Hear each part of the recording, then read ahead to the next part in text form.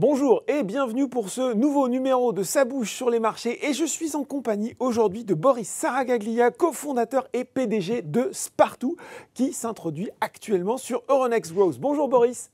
Bonjour. Alors, souvent en introduction, je fais une petite présentation de la société qui va entrer sur le marché, mais ce n'est pas vraiment nécessaire ici, tant Spartoo s'est déjà fait un nom auprès de très nombreux Français, créé en 2006, spécialiste, je vais quand même le dire, spécialiste de la vente en ligne d'articles de mode, des chaussures, du prêt-à-porter en France et en Europe. Spartoo, c'est 8000 marques, 700 000 références, excusez du peu.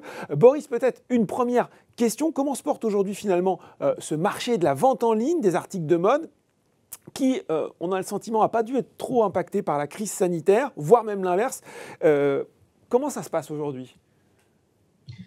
Écoutez, nous, la société a été créée il y a plus de 15 ans. On a fait à peu près 20% de croissance par an ces 10 dernières années. L'année 2020, l'année Covid, a été une année pas forcément facile, même pour les e-commerçants. On a eu beaucoup de ruptures dans la chaîne d'approvisionnement, des retards. On a eu à peu près 2 mois de retard, des annulations, à peu près 25% des volumes qu'on avait engagés sur 2020 ont été annulés, principalement parce que dans les affaires de la chaussure, il y a beaucoup d'éléments à assembler, que ce soit des pièces de cuir, de la couture, des œillets, et tout ça c'est pris sur différents endroits du monde, et avec des confinements qui ont été traités de façon disparate en termes de timing, ça a créé énormément de ruptures dans la chaîne.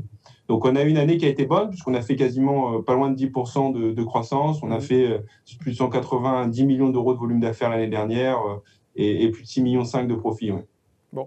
Comment finalement vous vous positionnez au sein de ce marché, surtout comment vous parvenez à vous distinguer au sein d'un secteur qu'on imagine quand même extrêmement concurrentiel Tout d'abord, on se différencie par rapport à la concurrence sur 5 axes. Le premier, c'est qu'on est un vrai spécialiste de la chaussure.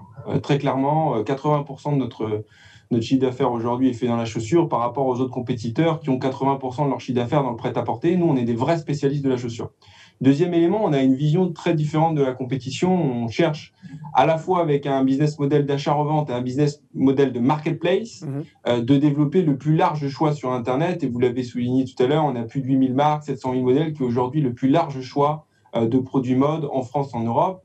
Le troisième élément, c'est qu'on a une stratégie d'acquisition et de développement de marques qui ont un héritage, qui ont plus de 40 ans. Donc on rachète des marques que l'on développe à la fois dans les magasins physiques, à travers des détaillants indépendants, en wholesale, et à la fois sur Internet, en France, à l'international, grâce à Spartoo et grâce à notre expertise de développement de marques sur Internet, avec des circuits courts, puisqu'on produit tout en Europe et en Nord-Afrique. On a des équipes de designers, donc on a vraiment l'ensemble de la chaîne de valeur sur la création de marques. Le quatrième élément, c'est notre stratégie omnichannel. Aujourd'hui, on a un peu moins de 10 magasins. On souhaite ouvrir 5 magasins par an en France, dans les centres-villes, qui sont importants pour nous, et les centres commerciaux. Et le dernier élément, on a une expertise très très forte sur 2 grands axes. La technologie, où on développe depuis 15 ans nos propres technologies et toute l'infrastructure, les outils, les logiciels de caisse, les plateformes Internet, l'ERP, etc. Tout est développé en interne. Et le deuxième élément, c'est qu'on a développé en interne aussi notre propre logistique et notre stratégie de transport. Et aujourd'hui, on a une société, on développe pour service pour compte de tiers, donc on vend toute cette expertise pour digitaliser à la fois les points de vente physiques et à la fois nos marques partenaires. Et ça vous assure une bonne maîtrise sur toute la chaîne finalement, quand je vous écoute. Exactement. Ouais. Nous, on a intégré tous les éléments de la chaîne de valeur, du design des produits. On a plus de 50 usines qui sont présentes en Europe, au Portugal, en Espagne, en Italie, jusqu'à la vente à travers des magasins d'indépendants ou à travers Internet, Spartoo et les sites des marques que l'on développe. Alors, vous l'avez déjà un peu évoqué, Boris, dans votre première réponse. Au moment où vous lancez cette introduction en bourse, quels sont vos résultats financiers en termes d'évolution de l'activité, mais aussi de la rentabilité ? Écoutez, donc c'est une société qui a été créée il y a 15 ans, que j'ai créée avec 2 copains. J'étais à l'école, j'avais 23 ans à l'époque. On a fait à peu près 20% de croissance ces 10 dernières années par an. Dernière levée de fonds date de 2012. On cherche à aller en bourse tout simplement pour relever des capitaux et accélérer à nouveau notre croissance, pour faire des croissances de plus de 15% par an. Ça, c'est notre objectif. En termes de chiffres, l'année dernière, on a fait 190 millions d'euros de volume d'affaires. On a fait à peu près un peu plus de 6 millions d'euros d'EBITDA.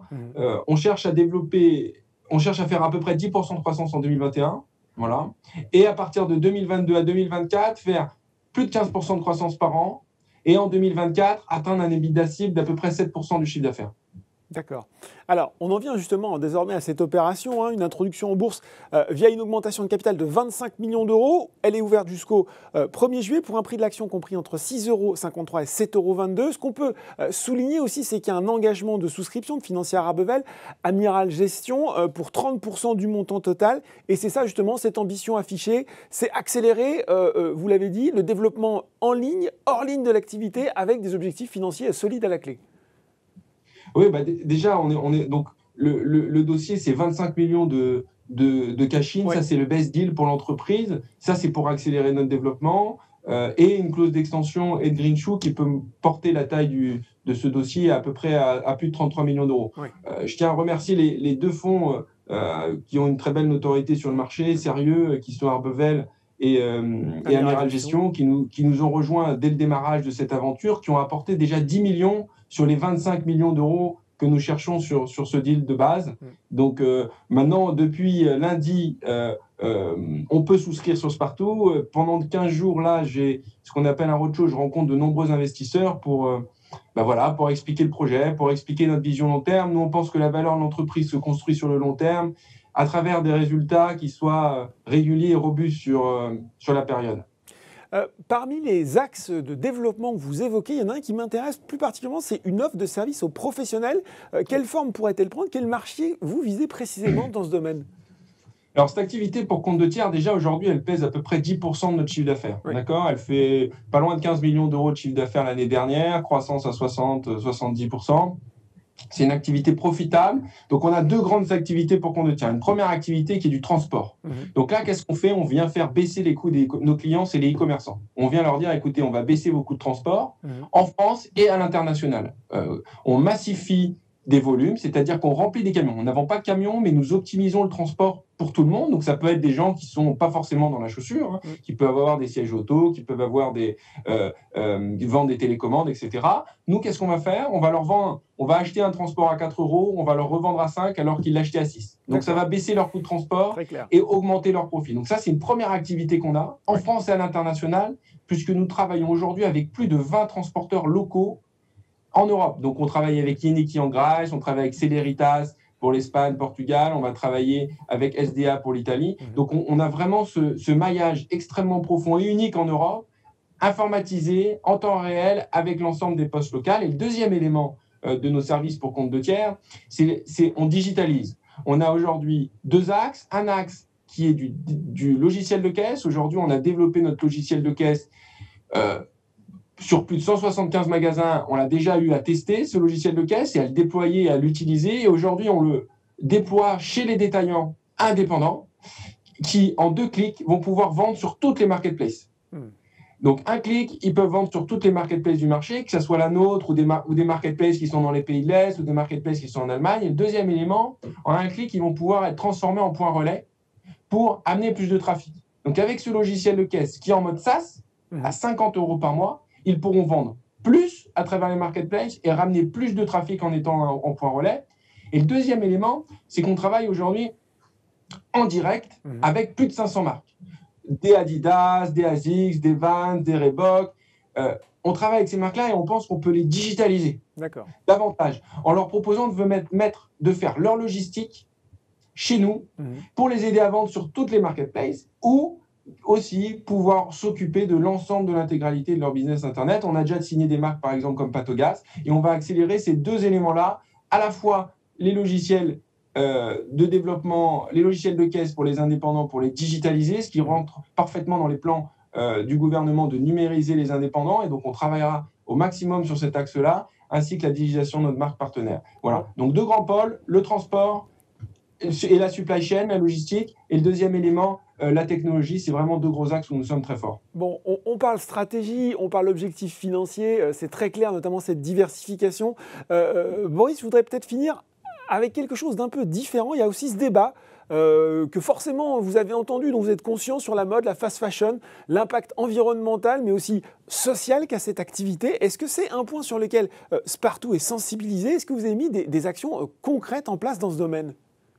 Oui, alors, on a deux grands axes. Depuis 10 ans, on travaille sur ces sujets-là. Déjà, un petit élément de préambule. Nous avons été évalués sur l'index Gaia, qui est un index ESG, qui évalue les impacts environnementaux, notre façon de travailler sur la gouvernance, notre façon de la relation avec les gens qui collaborent Les avec nous. partenaires, ouais. Voilà, c'est une note qui est une note extra-financière, qui est entre 0 et 100.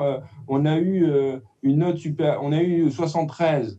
La moyenne dans notre activité aujourd'hui et des tailles d'entreprises comme la nôtre sont plutôt inférieures ou autour de 53, 55. D'accord. Donc, on a déjà une bonne note sur ça. Qu'est-ce qu'on fait exactement et concrètement? On a deux grands axes. Un axe autour de tout ce qui est lié à donner un petit peu à la société civile et à faire attention à la planète. Donc, qu'est-ce qu'on fait? On ne va pas changer les stratégies des marques. Par contre, nous, en tant que distributeurs, on va être prescripteurs. Vous pourrez le voir sur spartou.com, nous avons un onglet qui s'appelle la mode responsable où on va mettre en avant tous les indépendants qui travaillent avec nous. On a plus de 300 magasins qui vendent leurs produits sur Internet. Vous pouvez aller sur Limoges, sur la carte de France, choisir une rue et choisir votre petit magasin pour vendre, pour acheter chez lui. Typiquement, on va vous montrer du Made in France, on va vous montrer des produits qui sont faits en peau de raisin avec des matières naturelles. Donc ça, on a un sujet comme ça. On a des chartes avec nos plus de 50 partenaires producteurs en Europe pour s'assurer qu'ils utilisent des produits chimiques qui font le moins mal, en tout cas, le mieux maîtrisé, le mieux contrôlé peut-être. Hein, ouais.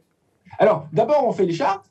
Et après, on peut être amené à contrôler. Vous savez, on travaille graduellement. Le premier élément, c'est d'abord une relation de confiance. Cette relation de confiance, on leur demande, vous le faites? Oui, on le fait. Très bien. Et puis après, la confiance n'exclut pas le contrôle. On passera dans cette deuxième étape un petit peu plus tard. Donc, on a des éléments qui sont autour comme ça. On a développé aussi, en début d'année, une plateforme qui s'appelle New Life, où les personnes peuvent vendre leurs produits d'occasion pour acheter des produits neufs. Donc, on essaye de faire une certaine recyclabilité dans le produit.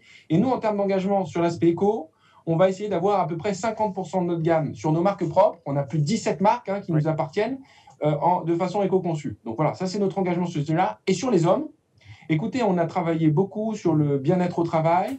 On a aujourd'hui, en 2019, eu le prix national de l'INRS. Donc c'est un institut national français qui va regarder les entrepôts, les services clients, etc. et regarder tout ce qui a été fait pour s'assurer que les taux d'accidentologie, par exemple, sont sous contrôle. Notre taux d'accidentologie dans nos entrepôts sont 5 fois inférieurs à la moyenne française. On a eu la médaille d'or en 2019. Ouais. Et j'ai eu la chance de pouvoir vivre 10 ans en Afrique.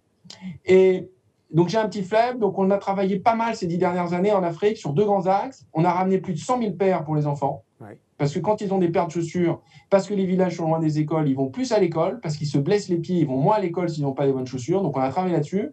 On a envoyé 100 000 paires et on a formé 30 000 sages-femmes ces 10 dernières années pour limiter la mortalité infantile dans les villages, parce que même exemple, les villages sont très loin des hôpitaux, les conditions sanitaires ne sont pas optimales et ce n'est pas normal qu'il y ait des mamans et des enfants qui meurent encore à ce jour. Donc voilà les deux grands axes. Et on continuera à travailler sur ce sujet, on continuera à améliorer notre extra-financière parce qu'on pense que c'est très important. Voilà, on peut être distributeur et responsable. Merci Boris Saragaglia, cofondateur PDG de Spartou qui s'introduit actuellement sur Euronext Growth de nous avoir présenté les détails de cette introduction en bourse. Merci pour votre temps. Et alors, je vous le rappelle, si vous avez été convaincu par cette présentation, si vous êtes déjà client de Spartou et que vous avez envie de devenir actionnaire, l'offre elle est ouverte jusqu'au 1er juillet pour un prix de l'action compris entre 6,53 € et 7,22 €. C'est fini pour sa bouche sur les marchés pour aujourd'hui. On se retrouve très bientôt pour un nouveau numéro.